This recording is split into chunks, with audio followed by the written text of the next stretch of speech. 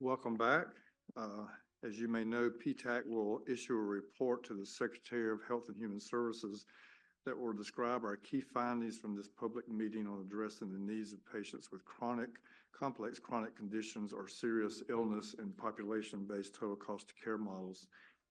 We now have time for the committee to reflect on what we've learned in our sessions today. We'll hear from more experts tomorrow, but want to take a few minutes today to gather our thoughts before adjourning for the day. Committee members, I'm going to ask you to find the potential topics for deliberation in your folder. It's tucked in the left front pocket of your binder. To indicate that you have a comment, just flip your name tent over or raise your hand if you're on Zoom, Lauren or Josh, and I'll ask who would like to start.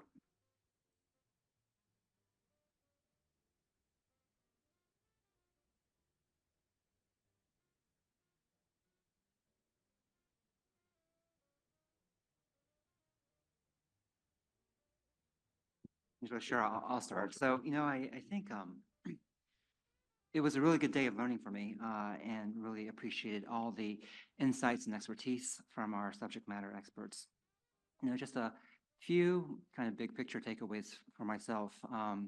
It was gratifying to hear our experts confirm that this is kind of the population to focus on in terms of cost savings to Medicare. Not that that's what that's not that that's everything, but that is a big focus of PTAC is payment models that will improve quality or keep quality the same while lowering costs. And so it was gratifying to hear that. And kind of the secret ingredient I heard to these care models that have actually worked to save costs and improve quality at the same time is I think it was Dr. Smith who said an activated primary care physician, and Dr. Wayne mentioned this idea of being available 24/7, having an infrastructure in place where when a patient needs you, you're there, or a provider is there to take care of issues. And so that seems to be a common theme that I heard throughout the day today. And lastly, I really appreciated another theme, which was that we aren't measuring what matters for this population of patients. And that's because what we're measuring are patient diagnoses and basing payment off of those diagnoses, but that's not adequate is what I heard from Dr. Phillips and many others on different panels throughout the day. Jen? I agree with all of Walter's comments and want to thank the PCDT team for really putting together a phenomenal day. What I heard was that in terms of care delivery, one of our speakers said, we know what to do. This is an implementation issue, which I thought was interesting. And what I heard from the delivery perspective, the best practices for many of our speakers included being holistic and not disease focused, developing effective communication with patients and developing strong relationships that are culturally tailored. We've talked about this in the past, but we heard again today that close monitoring or high touch. One speaker talked about a daily huddle to evaluate their patient panel and respond promptly to acute episodic care concerns is necessary. We heard that the patient and the family must participate in order to be successful, and that by adding patients and caregivers to governance models was a best practice. We also heard that primary management should be the strategy versus co-management, and I was compelled by hearing that we need more care than care management, which I think is really true. We heard a number of speakers talk about that. We also heard that making equity an explicit goal is necessary, and that we should be thinking about stratifying our programs and our data by patient characteristics versus disease or diagnostic only. Then what I heard with regards to performance of the system was that we again need to create compelling incentives for participation or to get action, and structure incentives that ensure revenue flow. We also heard that we need to create incentives to scale beyond pilots, and one of the suggestions was to ensure that there's a focus on aligning Medicare and Medicaid strategies together for those patient populations. We also heard that we need to drive attribution to primary care and had lots of pie conversations. But what it made me think about was what about the appetizers and what about the entree? How are we thinking beyond just Part B strategies? And we also heard that there needs to be a prospective patient to primary care and to have real dollars available to create those kinds of compelling incentives. And then I heard three last things: providing protection for downside risk while developing or implementing a program or participation is necessary. And I think we've heard those themes over many of our sessions. And we also heard loud and clear for this specific patient population that incenting partnerships with local and community-based safety net programs is very important. And one of our last speakers used the word create knitting among those programs, and I think that's really germane. And then last, we heard about being more efficient in eliminating friction. One classic example was prior authorization. But I also heard that eliminating the reporting of data that doesn't matter or doesn't impact outcomes should be a focus. And there should be consideration for measures that may be of high value from a risk adjustment perspective. And we heard a couple of different speakers talk about frailty in this patient population being an important metric to track, not only from an outcomes perspective, but also a consideration of risk adjustment. Great, thank you, Jen. I think Lauren was up next. I'll just add a couple layers to that because John, you covered so many of the points that I was going to say too. So definitely really interesting themes around deep drivers of cost in the population related to behavioral health and also the impact of health-related social needs and poverty on cost and access. The importance of developing a reactive system, so 24/7 access to help with disease management, symptom management, but also the competency skill set and systems for anticipatory management of symptoms, disease, but also proactively addressing social needs in the population. In the interdisciplinary teams, thinking wisely about who's on that team, the concept of operating to top of license, but also looking at are we using the right efficiency with the number of people at the table and their roles and how they're organized. Having a lane, so primary care definitely is the center of this work, but what if the reason for complexity and cost is that primary care is failing? So what is the other center of that care, or how can that capacity be invested in intentionally as part of this? And then the importance of running risk stratification frequently as much as monthly. So we're really looking at real data about what is occurring for clients and their families. And then the importance of integration of data. So health data utility and data interoperability to really have a holistic view if we're really going to seriously address health equity and take into consideration health-related social needs. We need to have a holistic picture of what's happening with the clients. And then one point we didn't get to go into deeply, but Caroline on her slides brought up the correlation with social connection measures and loneliness.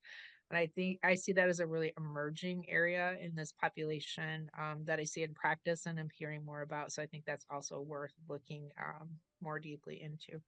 So really, really rich day. Great job, PCDC, in planning this.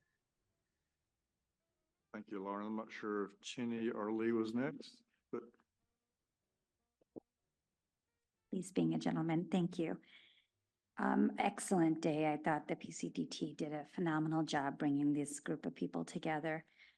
So not to repeat too much of what's already been said, I'll go into larger themes. The first thing that struck me was multiple speakers spoke almost about a personalization. Are we asking the right questions? Are the questions leading to functionality? How are we asking questions? That came up multiple times. And so I think it lends itself to really looking at our patient outcome measures, our quality measures, to saying what exactly are we asking and what does it lead to? So that to me was a larger theme of a personalization as to patient outcomes. The second thing that struck me as a larger theme was a patient connection and trust. Multiple speakers spoke about outside care management organizations that are outside the primary care not being effective, virtual care management not being as effective, vendor related. You know, I'm not sure I necessarily completely agree, but I do think that the concept that the patient has to trust the care provider is fundamental in getting the patient to sort of quote unquote say yes to things. And that came up multiple times. So the concept of trust, connection, and saying yes. Other things that multiple people have said, but caregivers, not just governance, but actually attaching dollars to compensate caregivers, then obviously interoperability. But one thing that struck me about that was the fact that not all data is contained in the EMR or in what we think it's contained in, that there's so much data out there. The transdisciplinary versus multidisciplinary. And what I loved also about this day was the emphasis on palliative care. I mean, you look at some of the cost measures that were shown in the slides on palliative care, and you wonder why, like, everybody doesn't get palliative care, right? It's the right thing to do. Patients are happier, families are happier. It's a soft landing. And then you think about it, and it actually saves the health system money. So, like, why don't 100% of the people get it? And so it's just one of those things that struck me as an aha thing that, you know, everyone seemed to kind of speak to a little bit about why we need palliative care. And so stop here. And I did like the CFO panel idea. yeah, I like that panel too. Lee? Thank you. I certainly agree with those things other members have already spoken to.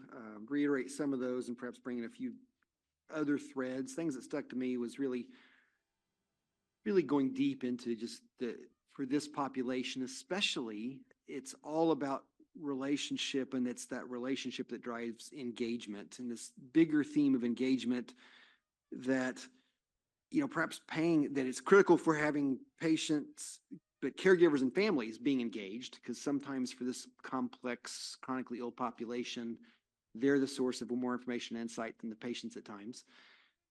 Especially in facilities like where Walter's group practices, but also that even sometimes paying patients or caregivers to participate, to get them over the barrier of just saying, yes, I want your services is maybe a very effective and cost-effective strategy. So I think that was pretty bold. This issue of the centrality of an engaged primary care practice, the other side of the engagement coin, and that outside that, you know, engaged, owning longitudinal primary care practice, both care coordination and virtual telephonic care, while valuable from a pure access perspective, may actually just be fragmenting care and not actually deliver any returns. That made me resonate with something Dr. Wayne said, that he was talking about metrics, but never been more humbled than seeing good intentions go awry. And virtual care, you know, care coordination, we need more of it. Well, maybe it's not always good if it's just thrown out of a vacuum. And so I thought those were really valuable points. I think Eric really hit the nail on the head and talked about what's the glide path, what's the template to try to get to the 2030 vision, and he talked about just a tectonic shift in prospective payment for primary care if or when those practices have the capability to step up to the plate. And that pulls a theme we've had from multiple meetings over multiple years now in my term on PTAC of just continually making fee for service an increasingly uncomfortable place to practice because it's not delivering, as others said, the pie is not feeding the right people at this time. And so we need to not, legislate or mandate more pie. We need to do something entirely different. And finally, some of the conversations, I loved the comment that, we talked about primary care, we talked about bringing in specialty metrics and how to engage specialists and what's their relationship with the risk-bearing entity, and there's lots of rich details there, but this idea that trans specialty care is larger than the physician's specialty. We are the PTAC and we're focusing on physician payment, and yet we've got to remember that especially for complex chronic disease patients, it often, even more often than not perhaps, it may be other community caregivers and organizations, not the physicians in specialties that are making very important and critical contributions to the care.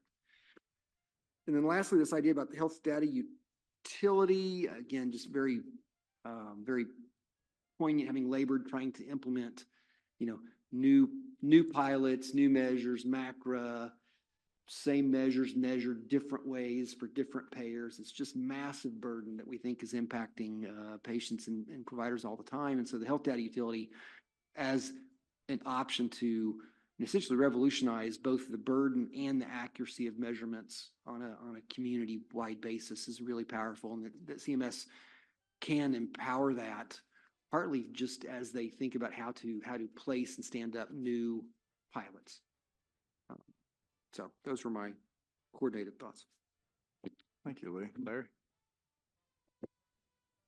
Well, I don't want to repeat what everybody else said, but I'm going to reframe.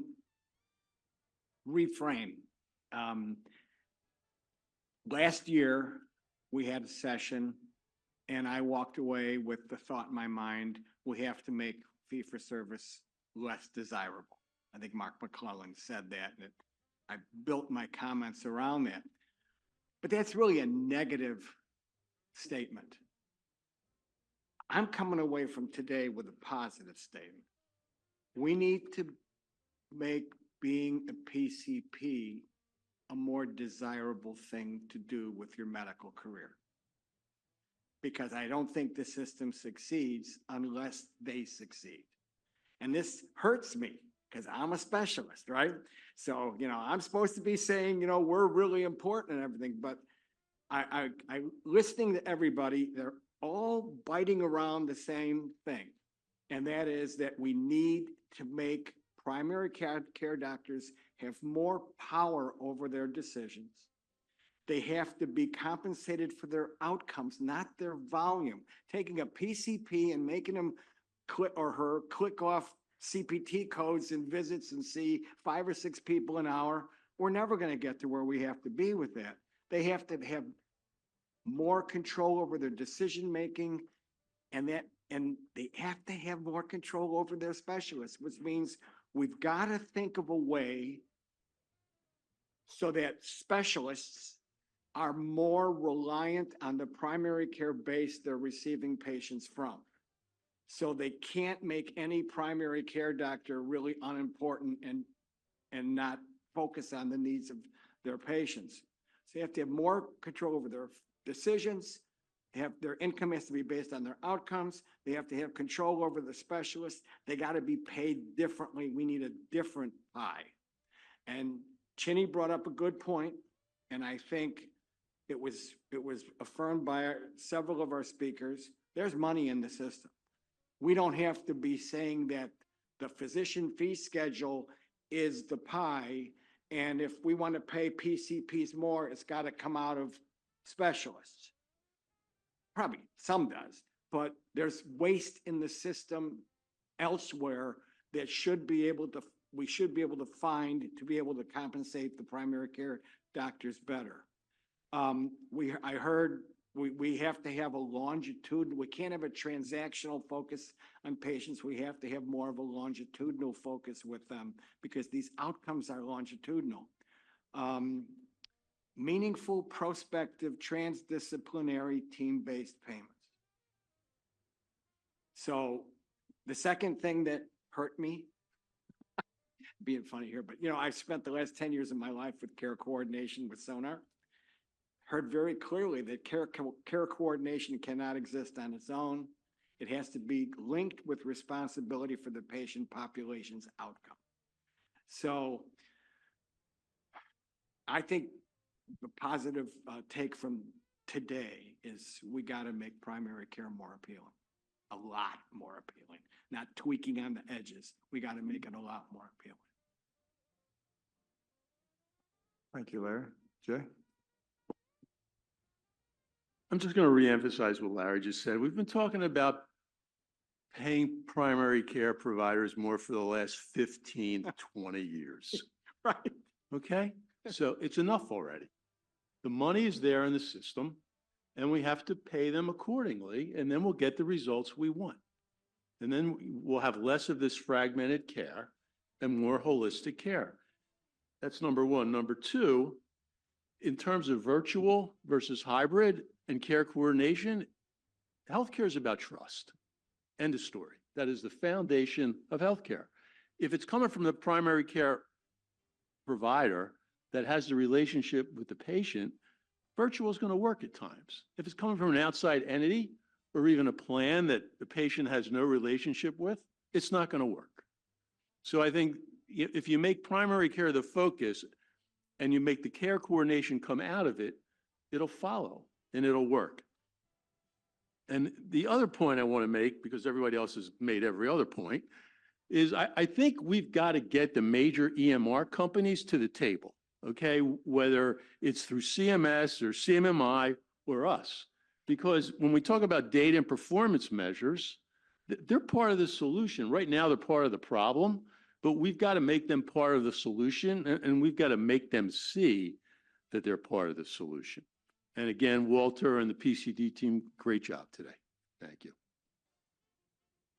Great, thanks, everybody, for all that. The only thing, lots of, oops. Lindsay, I didn't see your card up. You need something, go ahead.